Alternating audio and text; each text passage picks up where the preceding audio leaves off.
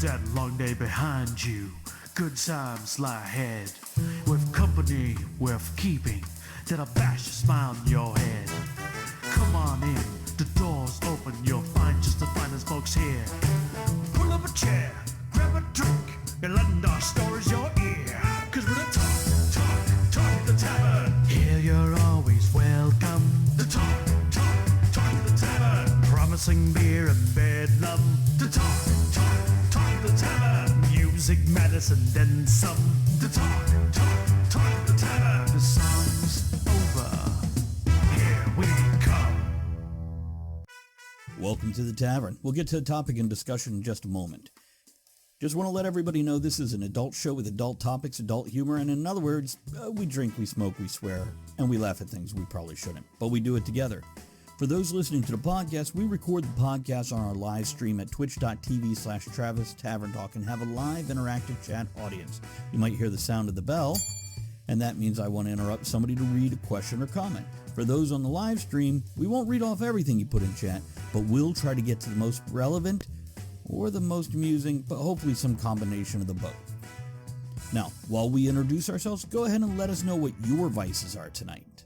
Okay, and as I said, I'm Travis I. Sivart, author of incredible writing with words in the books and the things, like Portals, Silver and Smith. Check him out. Portals is now expanding, and the next book is almost completed being writing. My vices tonight are some wonderful lumberjack-shaped pipes with C&D Dark Cherry Cavendish or Vanilla Cavendish. And I am drinking everything I can get my hands on. Water and Grant's Scotch. So, let's talk to our long-lost brother here, Ed. What up, homies? My vices tonight is Meiomi Pinot Noir. And just before the show started, I ate a brownie. Now I'm not allowed to babysit anymore, but that's how it goes. Andrea, what's your vices tonight? I want a brownie. So knitting, coffee. That's it. What's in your coffee? Coffee. Water. Coffee. And bitterness. No, that's just me. Oh. It could be in your knitting, too. It's up to you. Your call. I'm not going to tell you what to do. Okay, so, welcome to Talk of the Tavern, guys. Tonight's topic... Oh, by the way, Maria says, Vice tonight is some fancy drink from Starbucks. I already forgot what it was. Well, there'll be 1,100 calories in that. Definitely a Vice on that. It's incredible how many calories you could suck down through one of those things. Our topic tonight is going to go over a couple of things here, but I think it's going to boil down to something like, are we as a culture a little too sensitive at this point in time? I thought about a nice abbreviated version being Snowflake Umbrella for the topic, but I don't know if anybody would actually get what that might mean. Too much thinking to figure it out. So, we've had a couple incidents recently, past couple of weeks, which, by the way, it's been 4 months since we broadcast. I think we were talking about this earlier. And what's that, Ed? A long time. Yeah, in a galaxy far, far away. But, so we didn't get canceled. No. Just want to let everybody know that. We were not canceled. No, life showed up. And overtime showed up, and yeah, all that shit. And Andrea got tired, so there we go. So in the past few weeks, And we got married. Yes, we did get married actually in the interim. So yeah, Andrea and I are now married after 8 blissful years of suffering through life together. Hopefully not because of each other, but just Hold on, the cat's snoring. It's so cute. Let me look over here. But we missed a lot while we were gone. But these things are all pretty recently. We have... let me just throw this out.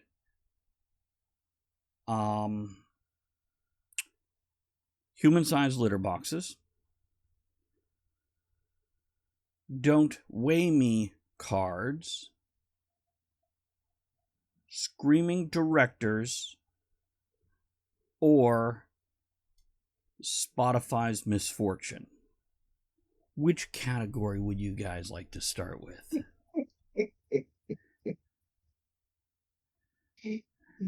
Are you asking us or asking them? It doesn't matter, but you did put in the form of question, so you're off to a great start. Ah. What's behind door number 8, Alex? Alex is dead, but I do have a Funko Pop of him. Yeah. It's Andrea, what do you want to start with? Oh wait, Maria has thrown in. I'm sorry. Yeah. Did you say human litter boxes? Yes, we did. Sounds like we're starting with that one. Now, Andrea, this was an article that you initially found. Do you want to tell about that opening article, and then I'll jump in afterwards? I don't have it in front of me, so I can't really say anything. Roll with what you remember. I don't remember. I don't want to clean it. I really don't remember what it was. I just know, what was it? A school said that they were not going to have human-sized litter boxes for the student Who identify as furry. No, Ed, do you have that article in front Or of you? anybody else.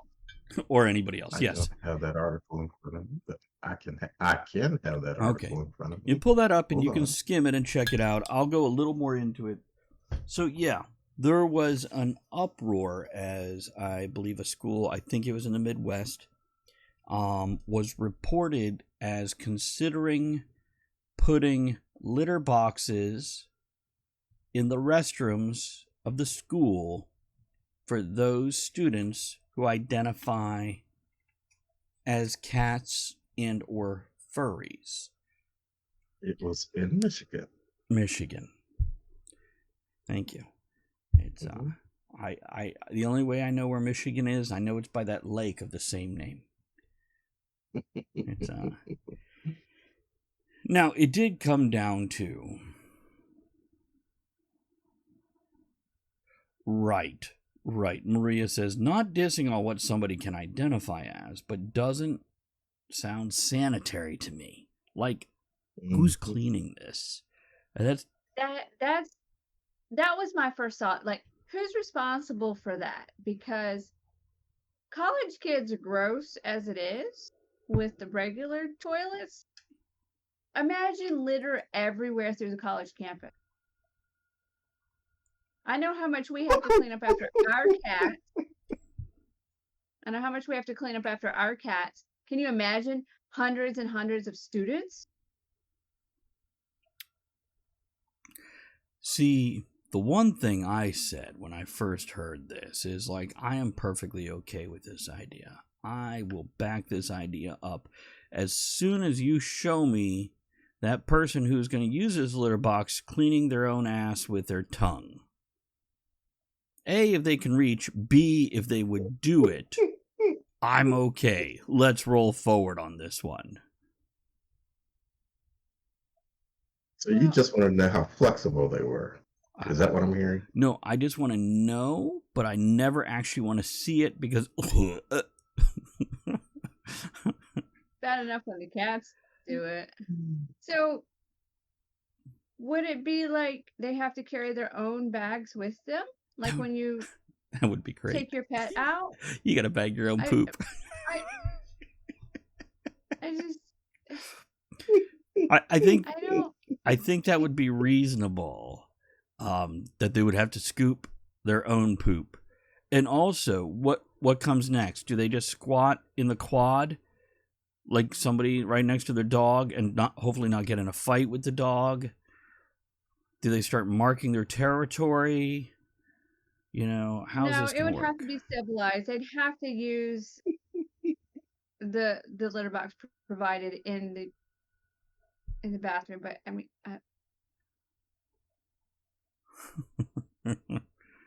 Ed, do you have some thoughts on this before I go through with the second article about this? It sounds like an employment opportunity for somebody, because somebody does have to clean that up. So it would create work. I mean, you know. That's right. Somebody going around campus with a broom and dustpan. Broom, dustpan, A yeah. little And a roll Big of old newspaper. shovel to clean up, and yeah, water pistols, in case they get on the kitchen cabinet and everything, By the way, So would it be segregated like males and females, or would it just be a free for all? I mean, is it like regular toilets where they have separated and then I don't know. So many things. so many. And Hello, Kennedy 104. How you doing? that's Joseph Kennedy. He was a regular here on the tavern back, in the good old days when it was still going every week. Yeah. Yeah, John's dad, right? No. Mm-hmm. But good guess, yeah. It could be. Okay. So anyhow, good to see you, Kennedy. Thank you for popping in. Appreciate you dropping the gift to the tavern the other day. Just received that, and I'll get you that information you requested in that note soon enough. Soon enough. But yeah, definitely appreciate that. Okay, so the second article that came out probably 2-3 days after the first article was the principal basically holding a press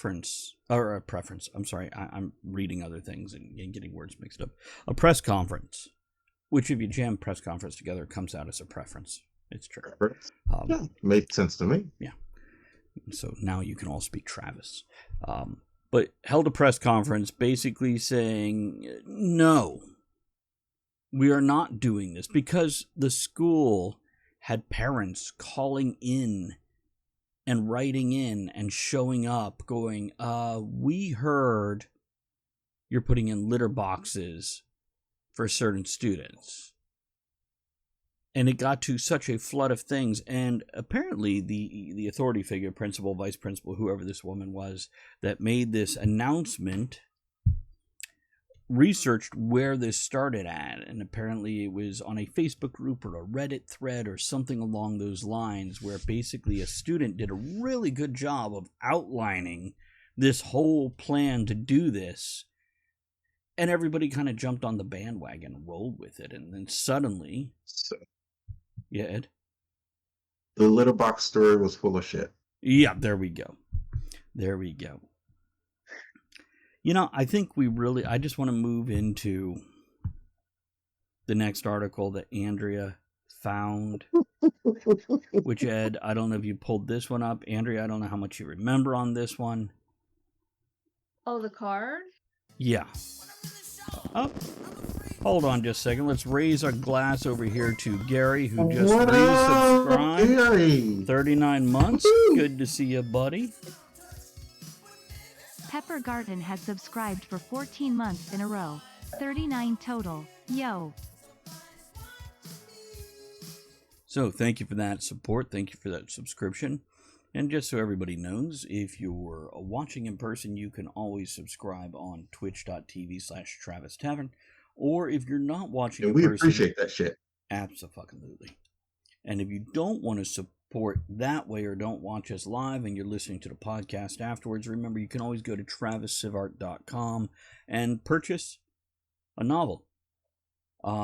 Tavern Society pins, poker chips for the stream, all kinds of things. Anyhow, moving on from that. So, Andrea, the Don't Weigh Me cards. Can you give us a brief rundown of this article that you found?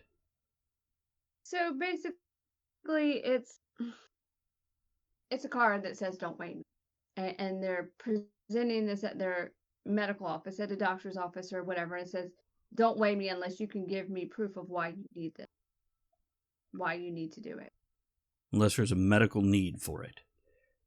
Yeah, you have to provide a medical reason for this. You needing this information. I'm like, I don't understand. It's the doctor's office.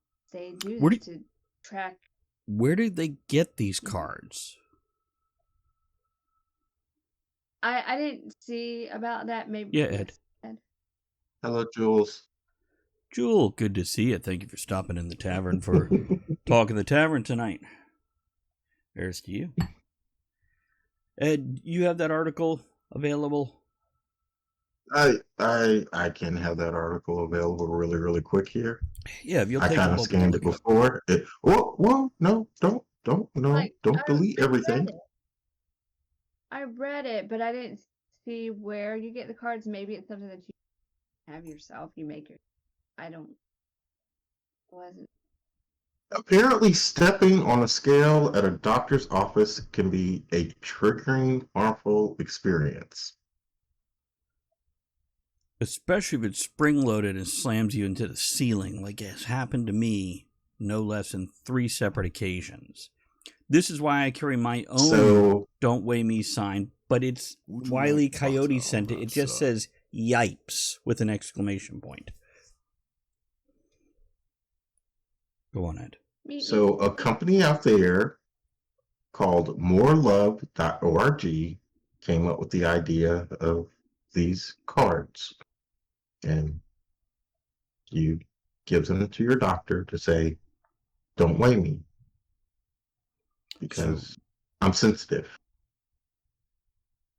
Does the card actually say I'm sensitive? No, shit. I closed the article. Don't weigh me unless it's really medically necessary. That's what it says. So, Ed, you were in the military. Yeah. But you went through basic training before they had like the red, yellow cards, which allow you a timeout. Yeah, there were no damn timeout cards when Those came around in the late 90s, if I'm not mistaken.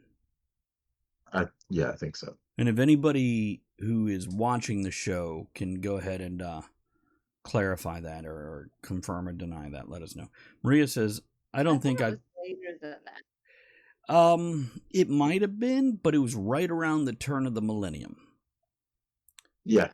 Because our friends Aaron and Emmy were both in the military, and I want to say they came out just after they got out of boot camp, and it's only for boot camp. And by the way, I would have to guess if they see that card at all during boot camp that you fucking get kicked at some point. Maria, I'll explain it a little more. Going back to this card, I don't think I've, or this comment you put, Maria says, I don't think I've been weighed at the office in many years. They always just ask how much I weigh. I give them an estimate and we continue on.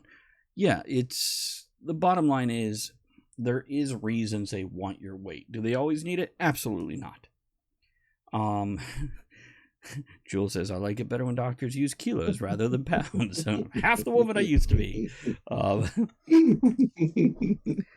But yeah, it's pertinent to all kinds of things. If you're looking at potential diabetes, cholesterol, high blood pressure, heart disease, all these things relate. Yeah, Andrea? So I know that when I go to the doctor, they do that. But a lot of times they prescribe medication or something, and they need to know your weight, so they know the dosage. Right. Mm-hmm. I don't know. Right. There's that too, yeah. They're prescribing a medication. Weight makes a difference. Could move you from a different dosage. Now, Maria, to explain the yellow card thing. In the U.S., at least, in the very late 90s or the early 2000s, apparently you no longer had to wear combat boots during basic training. You could wear like high tops or sneakers. And you also were given the ability to take a timeout by holding up. Yeah, you were given 3 yellow cards. Okay. Yeah, 3 yellow cards. And I guess once you use your third one, you go, I'm done, I'm leaving. No, you're just shit out of luck after that. What? No, do you? So I didn't know about.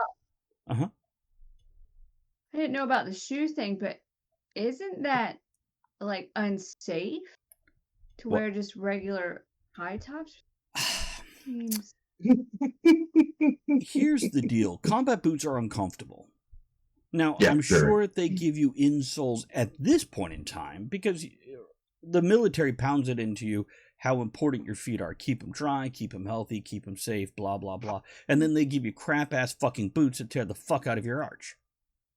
So it wasn't unreasonable, and it was an exchange. The support combat boots give you is for the ankle. And Ed, I wasn't in the military, so you correct me if I'm hitting anything wrong or you've got something to add to. Oh no, it's for the ankle. Yeah. What'd you say, Andrea? Yeah, But they weren't like steel-toed or anything and all that. No, they're not steel-toed or anything. It's mainly to protect your ankle. Well, And Gary, who is in chat here and who was military also, Army, says you're not supposed to be comfortable at all until you are authorized to do so. Gary then expresses the scary and extreme point of view. This bullshit weakens troops. And there is that argument. If you can't handle uncomfortable shoes and exhaustion when going back to a safe barracks with 3 meals a day, though your meals may be restricted or altered or whatever, can you handle a combat zone? And this is a long argument that there's validity to both sides, in my opinion. Some people don't agree with there being validity on both sides. But yeah, I get both sides. Yeah. My platoon called some shit when I was in boot camp. It wasn't really major. We didn't really get in trouble, but there was some screaming and yelling about it. A tradition in the Marine Corps at that time was a 5-mile boot run. And you ran in formation. So everybody made it through. The day before our boot run, because of some investigation they had just had, they said, nope, we can't have a boot run no more. You have to run in tennis shoes because of how boots can screw up your feet, blah, blah, blah, blah, blah. We turned out in formation with our boots on, in spite of what our drill instructor just told us. So we did our 5-mile boot run. And after it was over, commanders were screaming all over the place. Again, pros and cons on that. And with the troops show, the bottom line is, if you're working with a tool, you want to take care of that tool, whether it's the first time, and you do have to loosen up to a tool, and that's what soldiers are for a country. They are a tool. And I know we all want to stand up and say they're human beings, for God's sake, and yes, they are. But they're a tool. Just like if you work for a big company, you're a fucking cog in a machine, motherfucker. You ain't a human being. Yep. Now, on the... A number on a piece of paper. Right. And that's a horrible truth of human nature. Gary says, as it turns out, there were too many foot casualties as a result of running in boots. Yeah, so what I'm saying, switching to high tops or whatever during basic training, or getting insoles, or whatever it is, upgrading the boot, not unreasonable. Contract goes to the lowest bidder. No, there's that too. So, back to the don't weigh me cards. And remember, we're kind of going with, are we too sensitive? So with the don't weigh me cards, we've already expressed there's logical reasons for it, which may not be needed every time for every person. But what's everybody think? I just want to go Penn and Teller, bullshit or not? Bullshit. It's bullshit. I mean, I have gone into the doctor's office, and as you're going back, you step on the scales, like, oh man, you got to do that again. And the nurses actually said, oh, no, you don't have to do that. I was like, I'm just kidding. It's just, I'll step on the fucking scale. I don't care. I know I'm a fat fuck, so get my weight. Let's move on. Yeah. And just for everybody viewing or listening or whatever, Ed served in the Marines and Army National Guard. And what else, Ed? Is there more? That was it. Okay. And it was Army National Guard. It's not Army and then National Guard, correct? Right. Army National Guard. Okay. Yeah. I make sure, because, your life, I don't remember every detail. Andrea, what's your thoughts on this? She stares at small pictures of you that she hides in her combat boots. What are my thoughts? Why are you flipping your tongue down? I mean, in your shoe, Andrea. Yes, what were your thoughts on this topic? So, So there are times I wasn't happy with my weight, but you need to accept yourself and understand this is you and just accept it. I don't know. For me, I guess it's each individual. I can't speak for anybody else, but I'm like, it's a doctor's office. It's what I'm used to. Weigh me, blood pressure, whatever. You know, that's reasonable. And I'm going to read Maria's comment here. Maria says, I want to say bullshit, but I know people who obsess to the point of landing themselves in the hospital over their weight. Seeing the number could actually cause them such distress that it could be physically harmful to them. And that's fair. And at that point in time, I'd love to say it's the doctors or nurses or office's job to recognize these patients and work with them and offer other options and availability, case by case, has already been said. But doctors' offices, from what I've seen, aren't like the old movies in the 50s or 60s or even 70s. They don't know your name. And here's an example. I went to a doctor locally, had over a period of 4 months, 2 or 3 video consults with her and 3 or 4 office consults. So 5 to 7 visits. And on the last visit I went to, she told me, it's nice to finally meet you in person. And I'm like, I've been coming here like once a month for the past 6 months. We've met multiple times. They don't know. Cattle. You're just cattle. Well, yeah. That's the other thing. This same doctor would... Yeah, Andrea? No, you finish your thought and I could... Yeah. This same doctor would interrupt me as I'm describing what I'm dealing with, what I'm going through, why I'm there with, I've got a medication for that. Now, I'm paraphrasing it, but she would start typing frantically and like, I can get you this. And I'm like, stop. Can we treat the cause instead of the symptom? I mean, you could give me medication for the symptom, but can we look at the cause and try to fix that? Which, by the way, might be my fat ass on that scale. Because it was things that when she looked at me, she's like, but you don't need to lose weight. I'm like, no, I am overweight. I need to lose 20 to 30 pounds. And she goes, oh, well, if you lost that much, all these things would probably go away. And I'm like, why aren't we working on that? Andrea, what were you going to say? I'm sorry.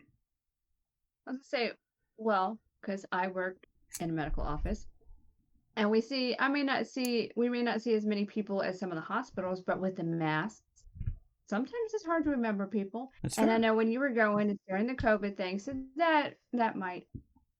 Right. Okay, you know what, though? People don't forget this fucking personality. Because I was like this in the doctor's office, minus swearing. Yeah, Ed. My thing about the card thing is like, okay, here we go, another fucking gimmick, and people are actually paying for this. When all you got to do is walk in the doctor's office and say, I'm not getting on the damn scale today, so let's go do the rest of the shit we need to do. That's actually a great piece of information. Something you guys, everybody needs to remember is you can turn down, deny, refuse any treatment. If they say, we want to weigh you, you could say, no. If they want to put that blood pressure cuff on you, you could say, no. If they say, we're going to give you this medication, you could be like, I'm not filling that prescription. You can... I've done that. I've done that. I've done that, as I just described, where I'm like, calm down and stop typing. It's, and also, as I make changes in my life, I suspect I'll be able to ease off and get off pretty much all the medication. Though, for all you other old fuckers out there, I am staying on the 1-a-day vitamin and the potassium for the calf cramps, even if I buy it in the goddamn grocery store. And I don't know about the aspirin, though. I'll monitor my blood pressure for about 2 weeks, and I'll determine if I need that blood thinner aspirin every day. And then Andrea will harass me and suggest and help in the way she does. With a rolled up newspaper, tell me to get out of a litter box. So, because the cats are already in there. that's right. There are times there's a line forming while we're... Anyhow. Let's talk about... Really? Maria, you can't get potassium pills there? Wow. Okay, Maria, if that's actually the case, I'm going to say back channel me a message. We'll create an exchange program where we send you potassium and you send us, I don't know, fucking Canadian snacks. That's a good trade for me. I'm good with that. Nothing with fish. I don't need any fucking fish chips. God damn Nova Scotia. Anyhow, then again, you know what? A nice swordfish steak, you could send that. I'd be okay with that. You guys get a lot of that right up there. You don't have the special Pringles. You don't have the special. Maria, here's what I'll tell you. Your Pringle is special to us. Yeah. Okay, so Joss Whedon. Let's talk about Joss Whedon. Joss Whedon is a director of things such as Buffy the Vampire Slayer, Avengers, Justice League movie before they did the Zack Snyder release, and many other great films. And recently, he's been under fire by 3 individuals. Which, Ed, do you have this article up? Don't have that article up, Travis. Did you pull up any fucking articles when I'm like, articles are your job tonight? No. You pull that up, I'll give the breakdown of this article. And I'm paraphrasing If here. you're going to do that, why the fuck am I pulling it up? Because I'm not going to remember everything, and you're going to be able to correct me and yell at me and tell me I'm wrong. Come on. Always fun for the crowd. Ed deleted them all, says Maria. So, Joss Whedon, who I really like his work. I really do. And if somebody doesn't realize how important... Love his work. Yeah. If you don't realize how important a director is, I will name some... Oh, sorry. Got excited with my bell. I will name some films you could go watch that you'll realize. One great example is Indiana Jones. Yes, Andrea? Have you seen Cabaret? There's an example. But if you compare Indiana Jones to John Carter, they're both a very similar feel type movie. Yeah, very different stories, but whatever. The point is, because of direction and pacing, what the movie didn't hit the right point. So directors are important. Joss Whedon is under fire recently by 3 people. Gal Gadot, who played Wonder Woman, the gentleman who played Cyborg, and the woman who, I believe her first real name is Charisma, and she was on the television series of Buffy the Vampire Slayer. And That would have been it. What's that? That was it. Oh, thank you very much. I won 300 bits. Thank you so much, Ed. It's _just_a Yeah, Andrea? _not cheered. Was she on Buffy or X300. was it Angel? Charisma Carter, I believe. Charisma Carter says Buffy the Vampire Slayer. See? I know I shouldn't pull that article up. Both. According to Kennedy. And so Gal Gadot said he was rude to her on set, said things like, I'll tie you to a train track before I delete this scene. When he says, what I said is, I'm not going to delete this scene or not film this scene. You'd have to tie me to a train track with an oncoming train before I would do that. The gentleman, I forget the guy's name who played Cyborg, but this guy said a lot of his scenes were cut. And he was very upset with that, and that was Joss Whedon's decision. And Charisma said there was points in time on the set during Buffy that Joss yelled at her, and one time when she was 4 months pregnant, Joss called her fat. So, With a 3 McCard. The don't weigh me card or the yellow card? What card are you talking about with this? The yellow card. So, Andrea, do you have some thoughts on this? No thoughts at all? You have thoughts, you're not saying them. I mean, I wasn't there, so I don't know the situation. There's always three sides to every story. True. I don't know. Ed, you've scanned the article, right? Mm-hmm. Did I hit most of the points? Is there anything I missed that you feel me added? You hit the point. You got the points. You hit the point. And Okay. there's a part of me that says, okay, nobody deserves to be mistreated physically and or verbally. Right. And there's another part of me that says, you're fucking prima donna getting paid a lot of fucking money. Suck it up. Right. And that's kind of where I'm standing. Well, yeah, Andrea. Going on that, one is the boss, one is the employee. Were they doing their job incorrectly and they weren't paying attention on how to do it correctly? And that happened, you know. My thought is, I mean, damn, it's not like they were going through Marine Corps boot camp. right, in bad shoes, high heels or something. In bad shoes. Yeah. See, Maria says, I wasn't there, so I can't say who is telling the truth. But if he was harassing them, then he should be held accountable.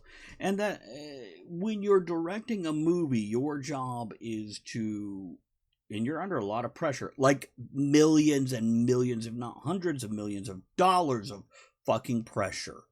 It's an incredible amount of pressure that I could never handle or even imagine personally.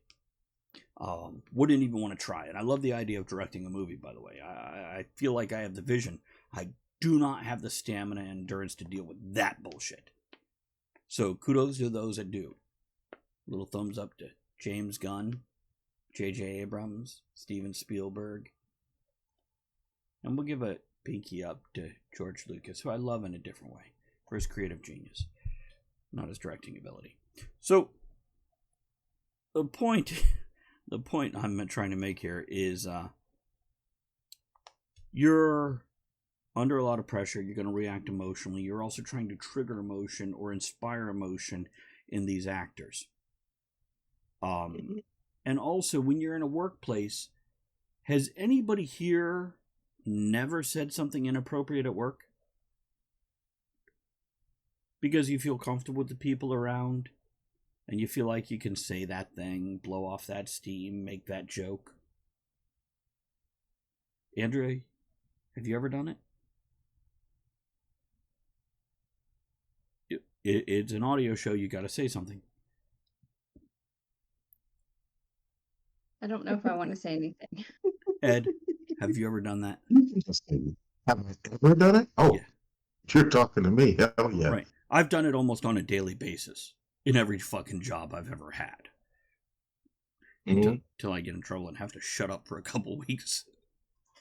And I figured it's the same thing with Joss. Now, if he's an asshole, absolutely point a finger and go, he's an asshole. And don't fucking work for him. It's that easy. But here's a guy over... Shit, when did Buffy come out? Even if we just start with Buffy, that was mid-90s? Like when Xena and Hercules was ending? Yeah. So 25 plus years of directing. And this is the worst complaint we're getting about him? Mm-hmm. He yelled at me? It's something interesting you said, though. Mm-hmm. Creating the emotion for the next scene. Could that have been a part of it? I doubt it. It could have been. Absolutely could have been. But from these three particular complaints, I don't think it was inspiring somebody in their role. And I'm going to read some comments here. So Maria says, see, the thing is, when people are being harassed by my boss, it wasn't right, and it was a huge HR issue. Asshole got fired. Just because he was making millions doesn't excuse a boss from being a complete dick and making employees uncomfortable or seem threatened. If he did. Maria, yeah. But here's the deal. these are the worst accusations. He called me fat. I thought he said he wanted to tie me to a train track, and he cut my seams. Those are the peak of the mountain. Because trust me, when a news agency stirs up drama, they don't fucking go for the little shit like he yelled at me. So, and it doesn't sound consistent. It sounds like one time from the article that I read, which again is stirring up shit because that sells copy. So, again, like you, I wasn't there. But from what I'm seeing, and Gary says there are no inappropriate statements in construction, as in construction work, folks. We will insult your wife, call you a fairy, accuse you of giving out free blowjobs in the Porta-John. And the point is to get you to cry. Kind of like the military, right, Ed? Or it's kind of like coming to my house for Thanksgiving. Whatever, we're going to move on. See, Ed, you should show up for Thanksgiving. Don't ask me why I have a Porta-John. Anyhow, whose turn is it next year, sweetie, to give out blowjobs on the Porta-John? I'm not doing it for a third year.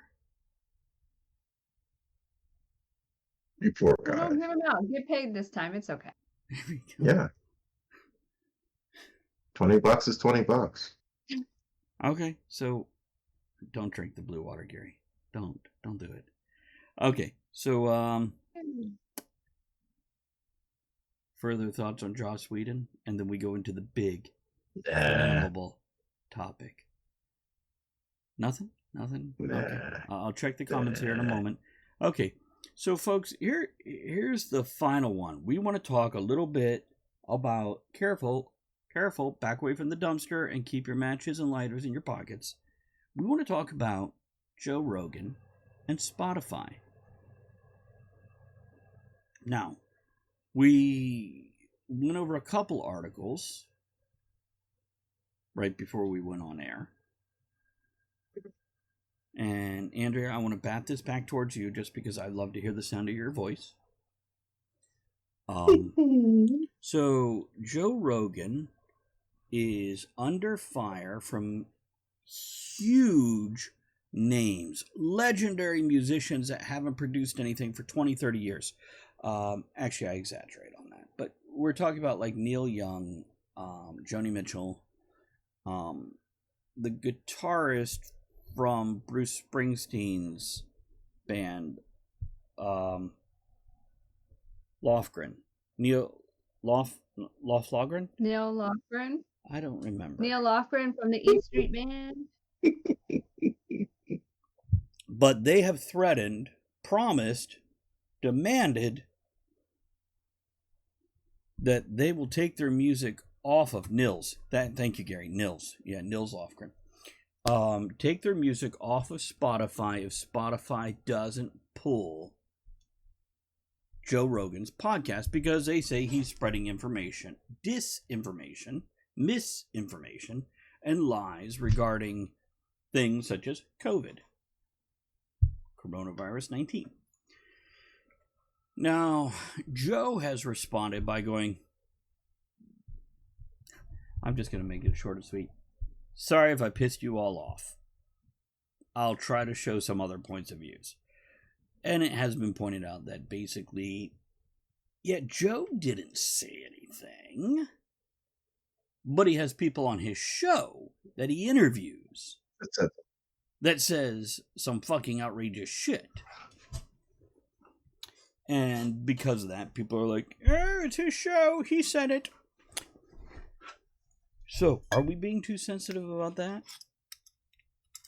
Andrea? I'm still not sure who Joe Rogan is. Actually, you know what? I know you've told me. This is a guy, and I told you about this a couple days ago, Andrea. I'm going to say it again on air for everyone else. I actually posted to our little back channel group here with Ed, Andrea, myself, and whoever else is participating in Talk of the Tavern on a regular basis at that time, a clip of Joe Rogan's show when it was on YouTube pre-Spotify, and I believe he was interviewing Jamie Foxx about how dangerous it is to be offensive or do offensive comedy as a stand-up comedian. And this is something that we were dealing with on Talk of the Tavern, having to change things. Because we didn't... See, are we afraid to offend people, or are we just afraid of getting kicked off our platform if enough people get offended and complain? I'm not afraid to offend people, because if we offend somebody, somebody else will like that, and then they'll start listening to us. I'm afraid to get kicked off our platform if we start offending people. Anybody offended by that? Because we could be gone tomorrow if you get a petition. Yeah. Andrea, any thoughts on this before I read comments? I'm not offended. Carry on. Okay. Maria says, okay, so I know nothing about this, but this Joe guy basically said sorry and is going to, or already has, made steps to correct the issue? Ish. He's a personality, Maria, so don't take that apology too much to heart. He did what he needed to do, but he literally said, sorry if I pissed you off. Yeah. That's it. Yeah, and no, he said like a paragraph before it, and it was done on Twitter or Instagram. I think Instagram. Gary says, oh my God, we're just going to stir the pot with this fucking comment. Gary says, hold on, I should like reread these before I actually, okay, I could do that one. Damn. A goddamn cat running across my fucking keyboard and fucking shit up.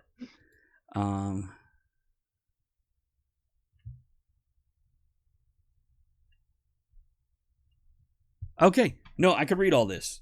I'm not saying it's not inflammatory. You can read it. I'm just saying I can read it. Okay, so Gary says, it's a tactic of the left to cancel people, whether they're right or wrong. All you have to do is disagree. I'm a registered patriot voter, no party. Gary, clarify, does that mean independent? Since 18, and by the way, that's the age of 18, not the year. And I want to hear what everyone has to say. I was a dope-smoking hippie and a gun-toting killer for Uncle Sam, as in served in the military. That's my brother. Right. So here's what I'm going to say. First of all, it's the tactic of fucking people. Yeah, it seems to be primarily a left, liberal, Democrat tool at the moment, but both fucking sides use it in different ways to get... Yeah, this happens. Fucking people.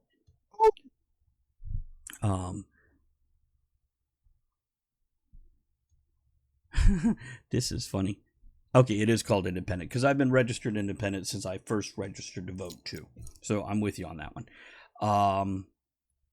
But yeah, people, there is a mob mentality, a witch hunt mentality out there right now, that if you get enough people, whatever side they're on, to rise up and go, I'm offended, I'm hurt, I feel threatened. This is enough to create a large-scale society reaction to put down, without investigation and with severe bias and discrimination, whatever that group is upset about. Right. Let's get you kicked off your platform. Let's get you kicked off this show. Let's get you kicked out of this movie. Whatever the project is, let's get you fired from your job. Right. You know, police officers donated money to a recent individual that was on trial, and they got fired from their job. So, you know, what the fuck?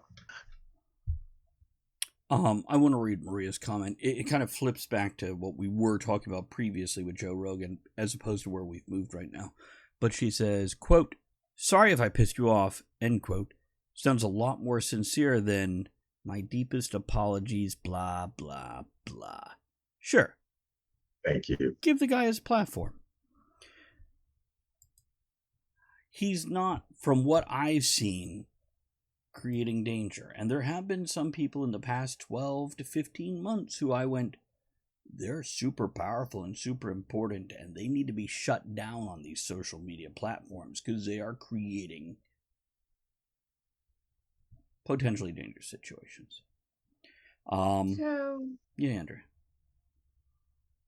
So with them taking their music off of Spotify, isn't that kind of like fighting themselves? Mm-hmm. Isn't it more hurting them than this other person? Because then nobody will hear their things. They'll never know. It's the dollar. It's kind of like blacks boycotting in the 60s, okay? I don't shop in your store because you don't hire any black people. You're going to miss that money. And I guess that's the frame of thought. If I don't have my music on your platform anymore, you're going to miss that money sooner or later.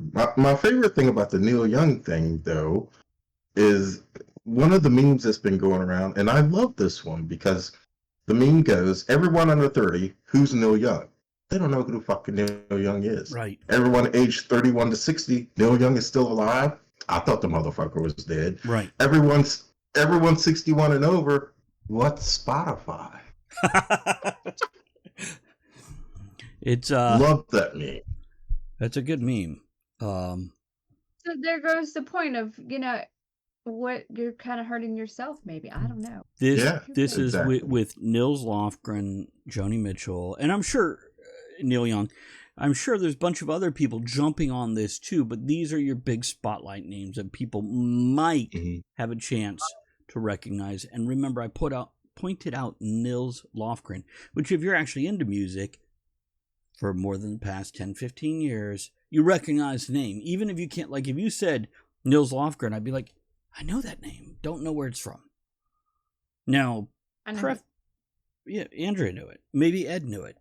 But prefaced by the guitarist from Bruce Springsteen's E Street Band, Nils Lofgren. Oh, okay, I got this. But my first thought when I heard these particular people, you want to tell me Beyonce and Jay-Z and others are like, we're going to pull our music. Nicki Minaj, I'm going to pull my music. Even Eminem, who's not really spotlight at this point in time, I'm going to pull my... Okay. Now everybody knows what Travis listens to. I listen to everything, really, straight from Nils Lofgren, one of my favorites. I love you, guy. Yeah, whatever. Yeah, straight up to. Anyhow. Maria says, I honest to God did not know he was still alive and that she has turning 32. Oh, he's much older than 32, Maria. No, come on. I'm kidding. Nils Lofgren is definitely 32. I fucking know. But yeah, again, I'm feeling and pulling everything in together. The litter boxes, the Don't Weigh Me cards, the Joss Whedon thing, the Joe Rogan. Ed, are we too sensitive as a society? I think so. I mean, yes, I know times are changing, and yeah, to a certain degree, we need to change with the times. But absolutely, we're getting ourselves all bent out of joint about silly shit. Let people say what they want to say. If you don't want to listen to Joe Rogan on Spotify, you don't have to. You can listen to Neil Young. Yep, it's true. Andrea? Are we too sensitive? I think Ed summed it up. Maybe, yeah, we are, as a society, becoming more sensitive. And nobody's forcing you to do anything. So don't do what you don't want to do. You don't have to listen to them. You don't have, And here's what I'm going to say. I love that we're becoming more sensitive to different points of views, lifestyles, all the things. I grew up persecuted. I am, as a white guy, I'm not comparing myself to any other group, by the way. Absolutely, everybody had it worse than I did. Sure, let's go with that. But because of how I presented myself and carried myself, I faced all kinds of ridicule and violence growing up. So I love the fact that maybe a kid like me back then doesn't have to deal with that shit today.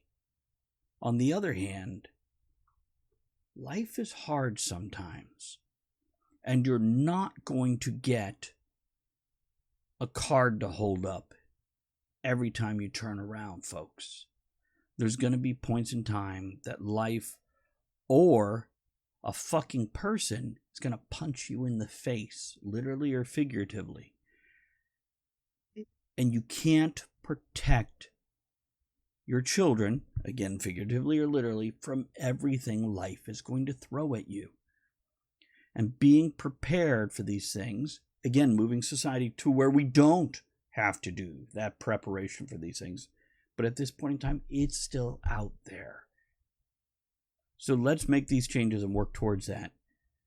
But let's not go to that extreme where we're just idiots and we're opening ourselves up to be blind for when some real shit comes down the pike. Sticks and stones, man. Sticks and stones. Yeah. Anyhow, let's wrap this episode up. I appreciate all the people in chat. So Maria and Gary and Kennedy and Trin and everybody else who popped in. Thank you so much for coming and hanging out. We're going to do our little outro, and we will catch you guys on the next episode. Good to be back. Andrea, Ed, thank you so much for showing up tonight and not hanging up when Absolutely. I called. Okay, where's my outro music here? Sorry.